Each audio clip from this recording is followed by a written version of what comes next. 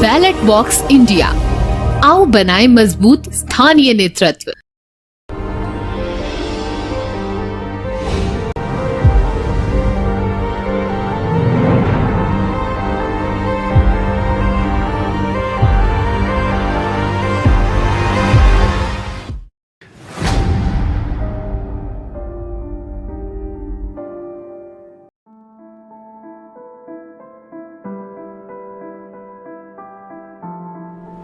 नमस्कार। आज ballot box India की टीम है लखनऊ शहर में।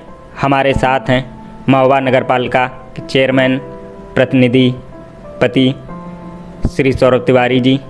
आइए इनसे मुद्दे की बात आपके नेता के साथ इनसे बात करने का प्रयास करते हैं। नमस्कार सर, आपका बैलेट बॉक्स इंडिया पे स्वागत है। नमस्कार भाई। योगी 2 का सरकार का गठन हुआ है और सरकार बन भी गई है और पुनः जीत कर आई हुई है। आपको क्या लगता है कि बुंदेलखंड क्षेत्र में बीजेपी को बहुत अच्छी सीटें मिली हुई हैं, क्या कारण रहे वहाँ पे जीत के? जीत का कारण ये है कि आम जनता में ये बड़ी खुशी है कि शांति प्रिय जन से, जैसे सबका साथ सबका विकास जो माननीय मोदी जी योगी जी ने कहा, उसी पे विचार पर जनता ने वोट दिया।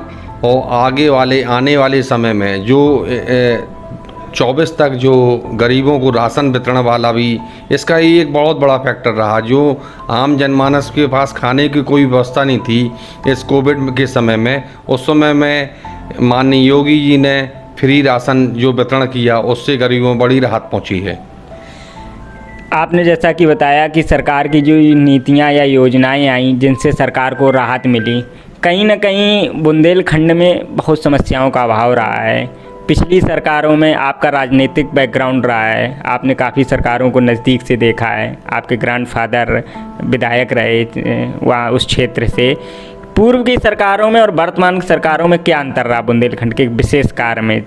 सिंचाई से संबंधित है या रोजगार से संबंधित है, इनसे संबंधित? पूर्व की सरकारों में ये रहता था कि चाहे उसको बसपा सपा गुंडागर्दी बहुत रहती थी, लेकिन वर्तमान समय में आम जनमानस को यह बहुत अच्छा है कि इस सरकार में कहीं भी महिलाओं के साथ कोई छेड़खानी नहीं, कहीं कोई दबंग कब्जा नहीं करता ज़मीनों पर। जैसे पहले सुनने में आता था कि बुंदेलखंड और काफ़ी क्षेत्रों में डाकू रहते थे, उनका भी पलायन हुआ। जो गुंडा थे वो तो पूरा प्रदेश ही छोड़ के भाग गए हैं। उन्होंने सोचा है कि योगी जी के समय में, और जिन्होंने गलत काम किया उनके ऊपर बुलडोजर भी माननीय योगी जी ने चलवाया है उन्हें। बिल्डोजर, पूरे चुनाव में बिल्डोजर बाबा के नाम से भी प्रसिद्ध हुए। बिल्डोजर के एक अपना एक स्थान रहा है।